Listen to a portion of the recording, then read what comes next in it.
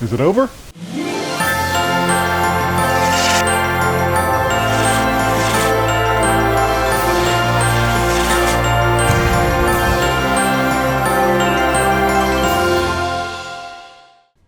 Hi, welcome to Canispater Christmas. Happy New Year! Okay, well, it's a little past that. I've had enough people ask if I was okay to kind of think, well, I probably should just, put a video out and let everybody know what's kind of going on. So this is going to be kind of a vlog episode, really kind of what's going on at Canispater Christmas, kind of deal. Because we have had a lot of changes, and we had some weather, if you've, watched the news at all. And I'll get into that. But early in January, I did this.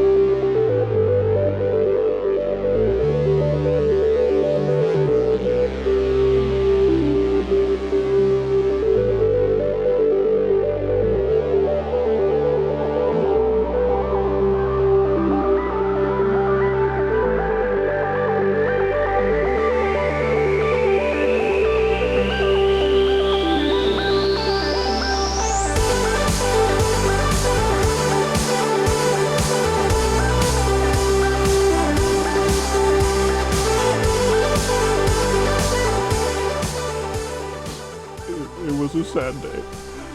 Let's see. So I think the last video I did was mid-December, and then I put a couple of music videos out, and then nothing. And so probably between that time and the end of the year. Oh no, I did do the snow video, and I'll talk about that in a second too.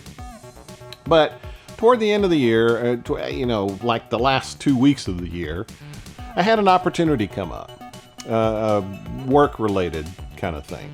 And so I was going to, the opportunity was to become the lead iOS engineer for a new application that was being developed. And so I interviewed and accepted the position and started on January 4th. So the new company is called Literati. They're kind of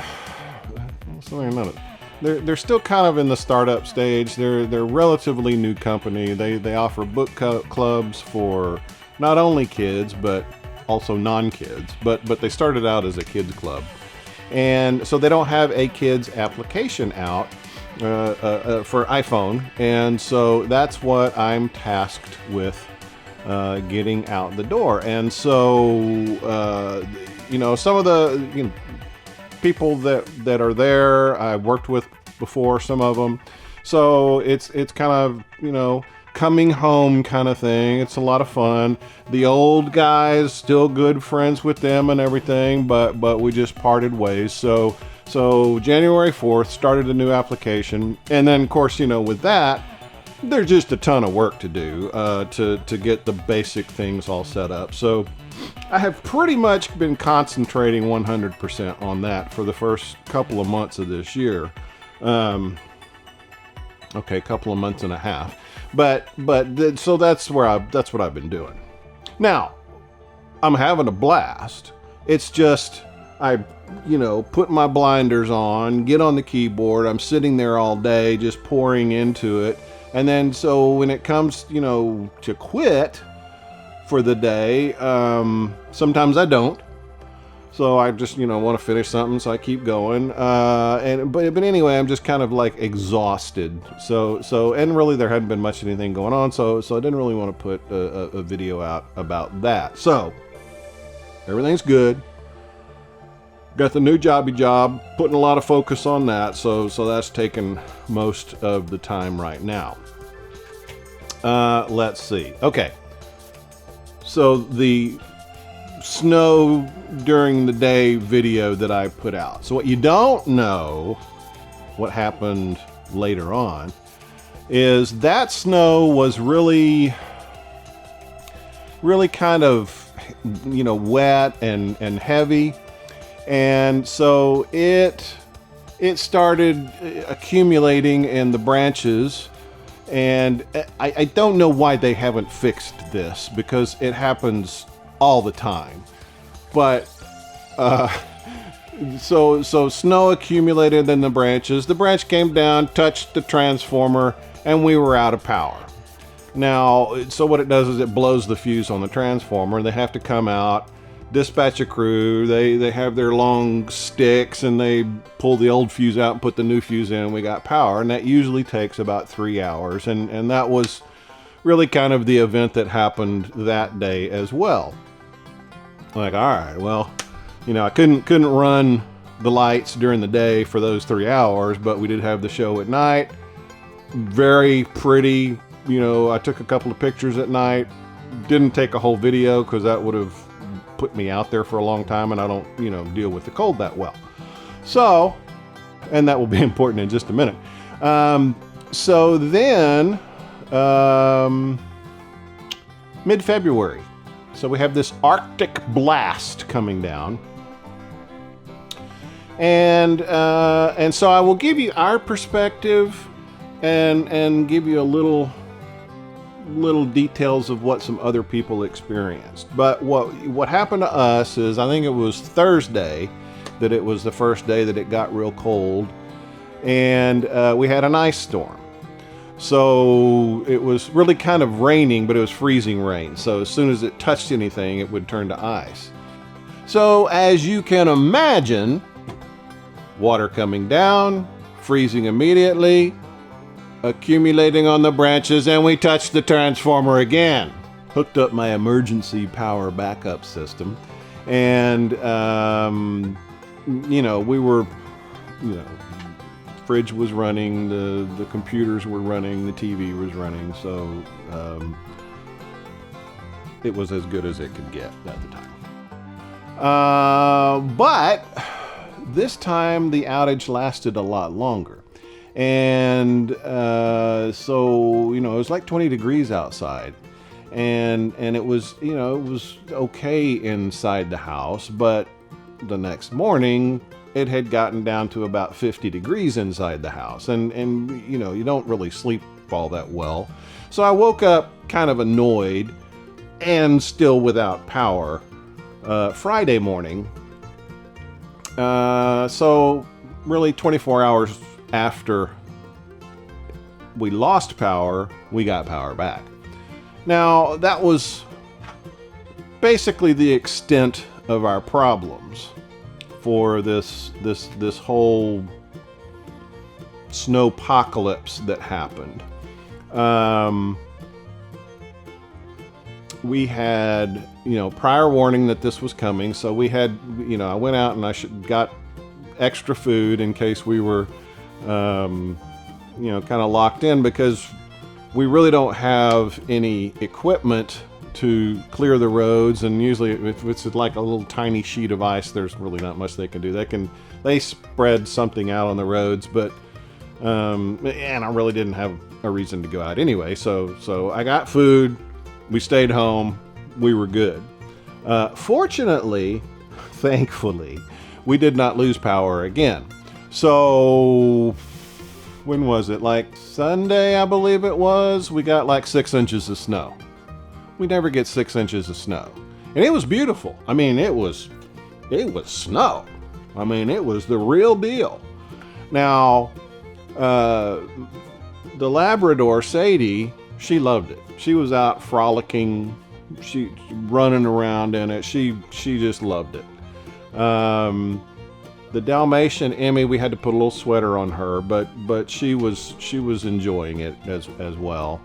The oldest, the one that has the affinity for swallowing leather products, she really doesn't even like getting her feet wet, so she wasn't out in it that much.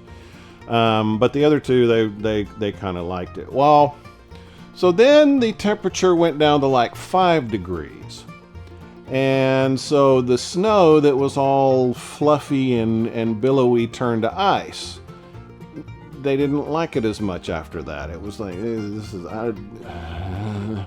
this is hurting my feet. I don't like it. And you could just see the expression on their face that it was, the stress was getting to them. Then, that passed by and started to melt, getting slushy again. So she liked it, and was running around again. And then a couple of days later, it was 70 degrees and everything melted. So it's gone. Now, that was the extent of our Snowmageddon. There were people that turned into human popsicles during this. One of our neighbors, actually, he used to live next door to me, and he moved to a different part of the neighborhood. They didn't have any power for over 3 days. So some people had it okay, some people didn't, and it was just a total mess. Nobody was doing anything as far as getting out in it. I mean, I would see cars go by every now and then, but for the most part, things were pretty much shut down. And so that was a pretty horrible thing. And then, as I understand it later, this pretty much happened all over the state of Texas. I'm not a petroleum engineer, but I did stay at a Holiday Inn Express last night. So, and then of course you hear all the deregulation was the cause of this, all the corruption was the cause of this, the power plants were to blame, everybody's playing the blame game. And I have relatives in the oil business, so I was getting articles about, what people thought the cause of this was. And there was A to Z kind of speculation as to what's going on. And then we got an article about, it was from a natural gas consultant. And he basically said, well, it was inevitable. And I kind of tend to agree with him on that because, A, he's, in the business. B, we're just not prepared to handle cold temperatures. I mean, a normal Texas winter is like, if it gets down to 30 degrees Fahrenheit, that's really cold. We're not really equipped to deal with 5 degrees Fahrenheit, which is what it got to here. And I can imagine out away from the city, it probably dropped even further. So what happens is, you have, you're pulling natural gas out of the ground. In the natural gas is water vapor. Water vapor freezes, causes a plug. That well is now no longer producing natural gas. Natural gas supply goes down. Power plants that run off of natural gas start shutting down because they can't keep running.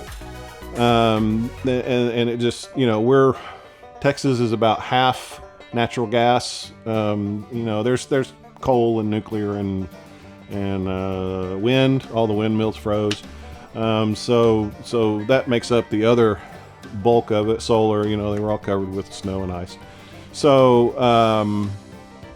the natural gas was the big thing for us, and when it froze, that really caused a lot of problems. And add to that, winter is normally a low demand time of the year, so they will take plants down for maintenance. And it's not like you're changing a fan belt or something on your car. This is like down for months. They completely take things apart, you know, clean them, rebuild them, whatever.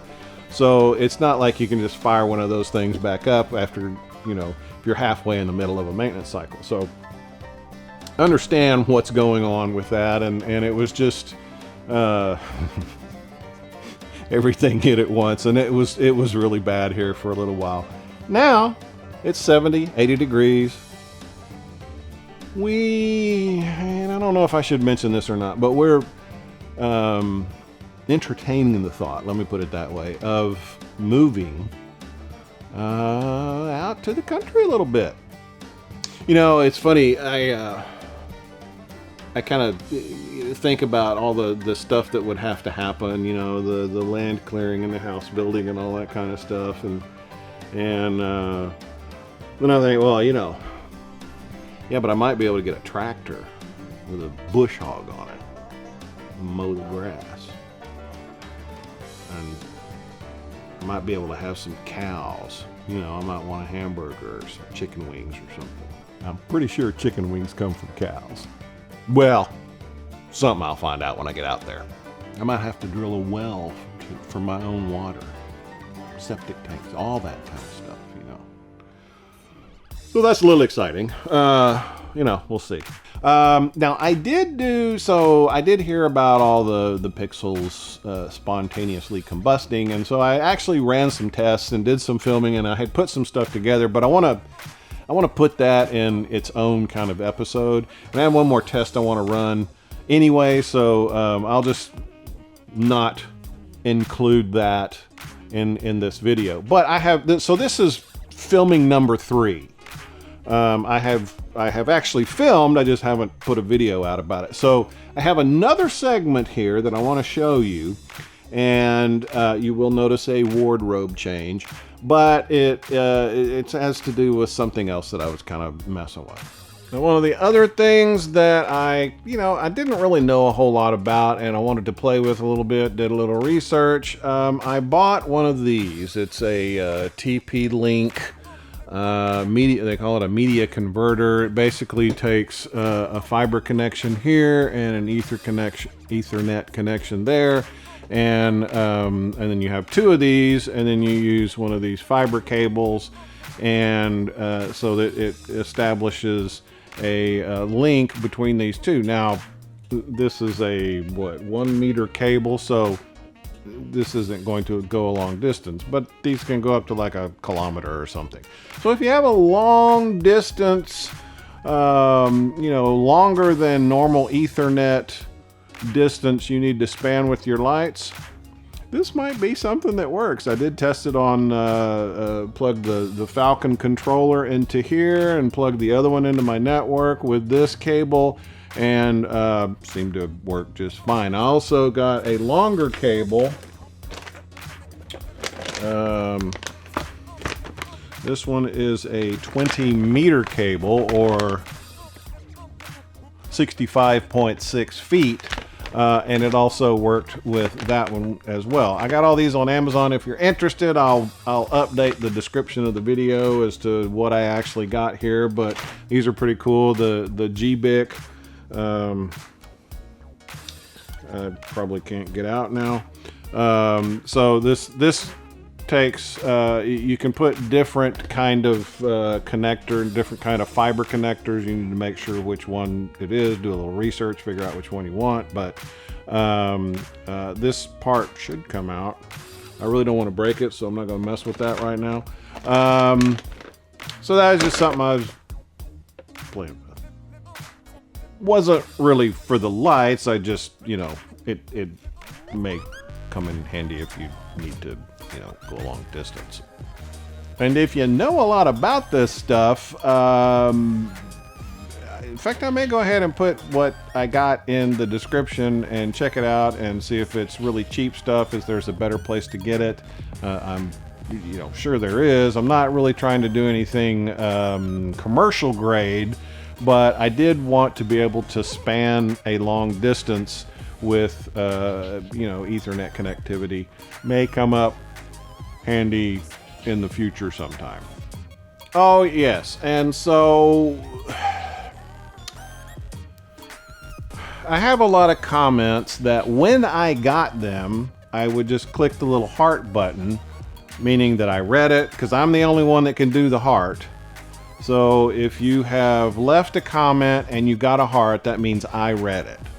But apparently now YouTube does not consider that having actually responded to the message, and they want you to respond to your messages. So I am going through, every time I respond to a comment, a new comment, I'll go through and I'll click like 4 or 5 of the old ones just to kind of clear them off the screen. It's kind of like trying to get to inbox 0, if you know what that is. Basically, no unread or dealt with email messages in your inbox. Well, similar deal here, and I'm now back to, I think I've gotten through like a couple of years back. So, if you have ever left a comment and all you got was a heart, I will probably get to your message again and actually respond with like a thumbs up or a laughing face with the tears coming out, or I may have to actually type something in. And I did find a couple of comments that I hadn't gotten to, and that kind of disturbs me because I do like to get to all the comments if I can. So, like I said, I'm about 2 years back now, and I will continue to do, when I respond to a comment, I'll do like 4 or 5 of them at a time. So, no telling how long it'll be before I get that cleared out, but just understand if, I'm not just now seeing that, I'm just now clearing it off my plate. So, don't take offense. It's not that I haven't seen it, it's just clearing it off according to YouTube's standards, I guess you could say. So that's about it for this episode. I really just kind of wanted to update everybody about what's going on. Welcome new members to the channel. Things are going great. The display was great this year. Had a lot of fun. A lot of people sitting out front, so that was really cool. Had some people, we'll say they were dancing out front to the lights with the radio going, and that was a lot of fun. But it really worked out well. They were really, set it up and forget it once it was going. So I was very happy that the display went well. I hope yours did too. And if this is your first year of doing one, then welcome, and I hope you get all the stuff set up that you want to get set up. If you have any questions, you can leave them below. Other than that, thanks for watching, and I'll see you again soon. Now, I shot an email. So I got 6 of these, and so I got 5 of these. I am your father.